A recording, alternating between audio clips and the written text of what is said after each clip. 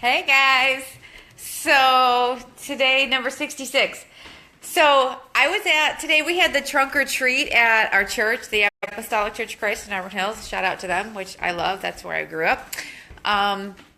So they had the trunk or treat today. And I ran into, Candy was there, and she said, and I had gotten the kids some hot dogs, and I even got them chips.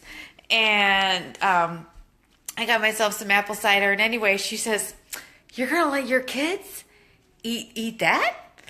You?" And she's like, "And wait, and you're even going to let them eat candy?" And I thought, well, in reality, yeah, I will. Because sometimes you just have to, I don't want to stand up here and be a hypocrite and be like, "Oh no, we never cook anything that's not healthy, and we eat everything organic, and we never put anything funky in our bodies." Not true, y'all, because that's reality. I mean, my gosh, we're a family of like 11. We can't function on everything organic or everything super healthy, but we sure as heck do try to do our best to keep it down. So we definitely do. And I was just upstairs. My dad called me upstairs, and I had just brought some fennel. We got this fennel at the farmer's market. Look at this gorgeous fennel at the farmer's market the other day. And I just cut it up into the little things, and I'm chewing on it. Chewing on the little pieces here, like this. And it tastes just like black licorice, which is super, super tasty.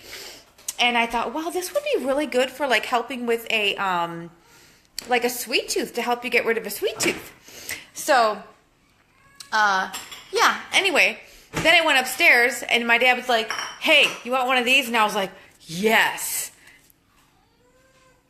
And so it reminded me, yes, I do not want to come out here and seem like a hypocrite and act like we never eat anything that is unhealthy, because we do, y'all. It's really easy to be a hypocrite and say, "Well, I would never," or "Oh, baby. Hey. Oh, okay." It's easy to say that we would never do certain things. I wouldn't do this, and I wouldn't do that, and I'm never going to do this. Or I've learned one thing in life: never say never. Because whenever you say never, anything that I've ever said never to, I wind up doing it, and not to judge. So I make a point not to be a hypocrite. I try not to back myself into corners and say, absolutely, you got to have a little bit of fun. Especially when you're at a place like that. It's like you don't want to deprive your kids of, when everybody else is having that kind of stuff. You don't want to like deprive them and be like, "No, you guys can't have that." So you want to let them enjoy that. But two things that I do try to do a lot is I do try not to be a hypocrite. I try not to ever say I never do, and I try not to judge. And judgmental, do you know what I'm really starting to learn a lot about being judgmental? Is that when we're judging somebody else, it's not really them. It's us. It's our own issues inside of us that we have issues with. It's us. So when they say that when you point the finger at somebody, there's 3 more pointing back at you.